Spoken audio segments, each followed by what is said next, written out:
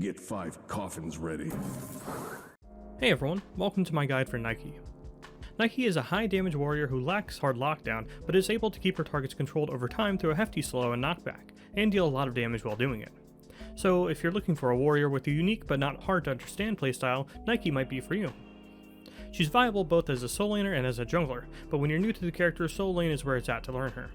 Build-wise, Nike doesn't do too much weird stuff, although she definitely benefits from going defense early on, but can easily go 1 or 2 damage items later, thanks to her passive. And in the jungle, you definitely need Erendite. Go any build you want, just build Erendite. You'll see why later.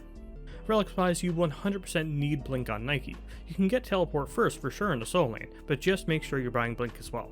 In the jungle, or in a really bad soul lane matchup, you can grab beads instead of Teleport too. Shard-wise, it's just Horn Shard, although thanks to her ultimate, Wing Shard isn't bad either. Horn Shard is just more consistent. Let's get into a very basic but cool passive. For every stack on Nike's passive, she will grant everyone on her team, including herself, 1% movement speed and 1% power. She can gain up to 3 stacks total, meaning 3% power but only 2% movement speed because it starts at 1% at 1 stack, then 1.5 at 2 stacks, because 0.5 movement speed was just too OP. She gains these stacks by her entire team completing 3 tasks, killing 250 minions, killing 10 gods, and at least 2 members of the team reaching level 20. And keep in mind, it's not like each teammate needs to get 10 god kills or 250 minion kills, it's just you're all doing it as a group. Progress on these stacks can be seen as different parts of her meter lighting up, and it being completed being shown by the entire passive meter glowing, and Nike having all 3 stacks visible above her head. Also, the passive buff is lost if Nike is dead, but will return as soon as she respawns. It's only 3% power and 2% movement speed though, so yeah. It doesn't really make an impact other than the very late game mages, or the movement speed in very occasional chase down situations where you or a teammate just need a bit of raw movement speed to chase someone down. This passive got nerfed way back in Season 6 and hasn't been touched since. I'm hoping that they can retool it in some way where it's a bit more impactful while keeping the whole team-wide goal aspect of it. It's super fun and cool. And rewrite the passive please, I spent like 30 minutes in a training match just to be sure I had the right stat. But okay, back to playing as Nike with this passive. All you really do is play the game. The better your team is doing, the quicker you get the passive, so it's sort of out of your hands. Just play your best, but I hope you're doing that already. Sorry, I guess I'm just not as motivational as Nike herself. Anyways, let's touch on her basic attack chain. Nike strikes twice in a normal power but in a cone AoE in front of her, and the final strike hits for 1.5 times the normal amount of damage. This is possibly the best basic attack chain in the game since it's just so easy to exert that little bit of extra wave suppression. It makes chasing down targets extremely easy and effective thanks to that bonus damage and the inability to have any sort of your basic attacks blocked. We'll be coming back to this basic attack chain as her abilities get explained, but just know that Nike may seem very ability focused, she ends up using her basic attacks just as much thanks to this special basic attack chain. Speaking of which, her first ability. Nike strikes 3 times in front of herself. This strike goes through all walls and enemies including gods. If 2 of the 3 strikes land on a target, she'll reduce that target's protections by a flat amount, and if all 3 strikes hit an enemy, they are disarmed.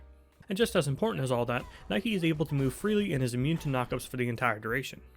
This is a simple but great ability. It's of course her main source of wave clear, but is fearsome for fighting gods and minion waves alike with her basic attack chain. Basic attack the melee minions twice, then use this ability to easily destroy minion waves. Then, if your lane opponent can easily stop this ability while it's being cast with something like a stun, you can just sit back and hit the melee minions at maximum range.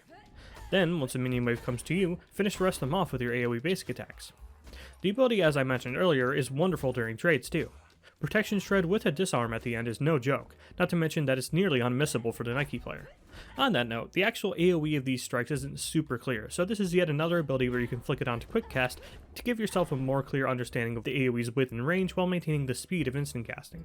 Like I said though, chasing with your excellent basic attack chain is a good idea in both lane and later in teamfights when you're trying to single out an enemy mage or hunter, but this ability is what enables you to do that safely and deal damage. As in the protections reduction makes your damage actually matter, and the disarm gives you a window of opportunity to deal that damage without having damage dealt back to you.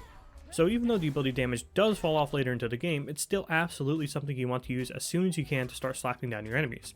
And speaking of the ability's damage, you can really just go for this ability raw if someone is in range of it, be they your lane opponent or a squishy target in the later stages of the game who's out of position. It's a great way to chunk out opponents' life bars a little bit. Just don't go out of your way to do this. The ability does make you a bit of a sitting duck since, well, you can just cancel out of it, but committing to it still leaves you in a bad position if you get jumped on by an enemy. Another tool that helps boost Nike while CCing and reducing your opponent's damage is Nike's second ability. Nike enters a channel state where she's immune to knockbacks but moves at half her current speed. Her rotation speed is also lowered, and she can remain in this state for up to 4 seconds. During this time, she blocks all incoming ranged basic attacks from gods via the barrier in front of herself. That's great, but what about melee basic attacks? Well, to answer that, the barrier will also knock back enemies when they come in contact with it, and this knockback deals light damage and can occur an unlimited amount of times on the same target, making it very bad if you get on the receiving end of this on a random corner of the map. Then, after 4 seconds, the ability ends and the AoE cone in front of Nike explodes, dealing damage. But just as importantly, when the ability is cancelled early, Nike will still explode this cone AoE. And in most situations, that's actually all this ability is, despite the complexity. A quick little pop of damage to either help kill a minion wave or deal some extra damage after the second hit of your basic attack chain.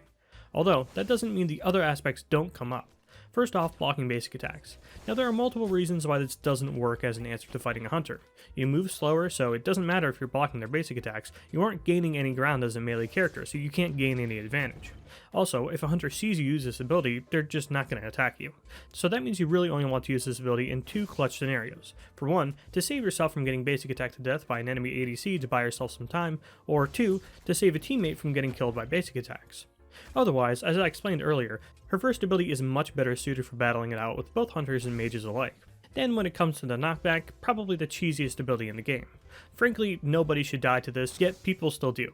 Basically, if you haven't figured it out yet, to stop the Nike from endlessly knocking you back, all you have to do is walk away from the Nike, since she's moving at 50% of her speed, so it's quicker just to turn around to walk away from her a bit, than walk around her. She can't rotate herself fast enough to keep knocking you back after that. Now obviously, what the Nike's going to try to do is put you in a situation where running in front of her is a bad idea. Say she's facing a tower or, as I mentioned earlier, a little map corner to keep you trapped, like in a buff camp. So while after 7 years of Nike in the game, I'd hope people know not to walk too close to the front of a Nike's tower, or let her corner you in a buff camp. As the Nike player, you always want to be on the lookout for people who just completely disrespect this knockback, or honestly just don't know how it works and keep bumping into you and stay on her tower for the rest of the time. So again, most of the time, use it as follow-up to your other abilities for a nice little piece of burst, but don't forget about those other niche use cases either. You may ask how Nike can get herself into a position where she can knock you back into her tower. Well, she'd used her third ability, of course. Nike leaps forward, damaging and knocking straight up all enemies in the landing AoE. This is excellent for both starting and ending combos. So thus far, you can leap on someone, then 2, then 1, doing the 1 last since it gives you range, so you can have the option to catch back up to people who use their movement abilities to get away from you. But of course, it's a very all or nothing ability. If you leap on someone, you need to make it worth it. So until you think you can really kill someone or damage them enough to force them back to base, leave it in reserve so you can escape if need be. That said, this ability is actually supplemental to what Nike uses for her real all-ins on targets, her ultimate. Nike becomes CC immune and fires out a damaging shockwave and a circle AoE around her, and after the shockwave is fired, she will gain a shield based on her maximum HP. The shockwave deals damage and heavily slows enemies for a whopping 4 seconds, and this is the tool that ties all of Nike's abilities together and is the main reason you need to buy Blink on this character. Generally, this is how you play Nike in the later stages of the game. Blink, ultimate on any squishy target, then once they use their movement ability or relics such as purification beads to get away from you, you combo them as we've been discussing so far. 3, 2, 1.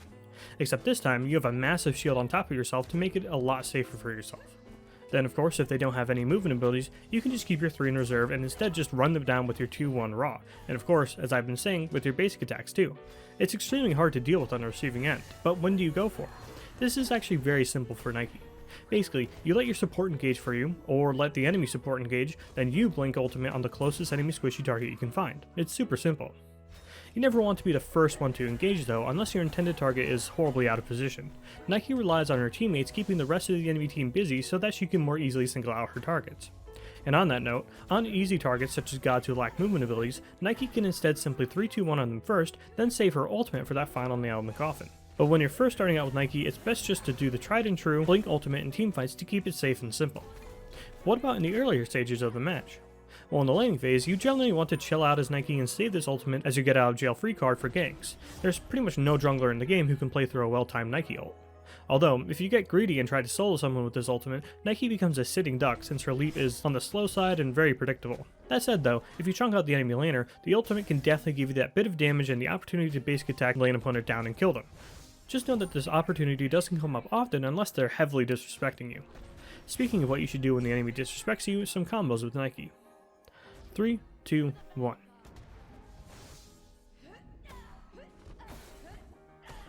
One, 3, 2.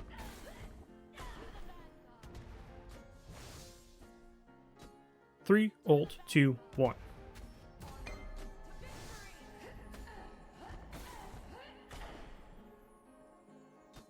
1, 3, ult, 2.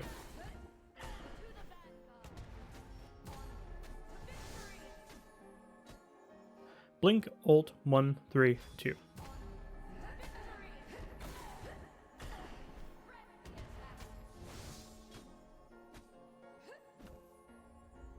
For ability leveling, you want your 1 at level 1, your 2 at level 2, and your 3 at level 3.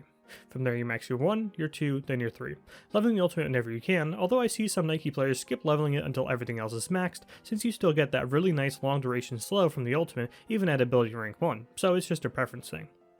Nike is an interesting god. She's a lot like Poseidon and Ganesh we looked at the last two guides. Her core kit is kinda neither here nor there, but then you bring her ultimate into the equation and she becomes one of the best zoners in the game and can easily shut down hyper carries.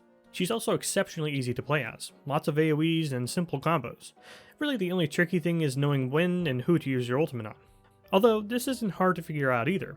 Basically, right when the fight starts, blink ultimate on the god with the least amount of movement abilities and ways to make themselves CC immune, and that's really it. She's a little reliant on her team in the sense that she can't really kill whoever she jumps on, she's just able to do enough damage to make them have to back off and not be a factor in the fight. So if your team ends up losing the fight without you, you can easily get collapsed on by the rest of the enemy team. That said, she can still easily be the difference maker in a match if she's able to connect her ultimate onto an important target. So she's very reliable and a safe pick if you're new to the solo lane or just want a solo lane pick in reserve for yourself. And if you're a jungler, she is one of the most unique characters in the game in this role, just not one of the best. That's all I have on Nike for now. Thanks for watching.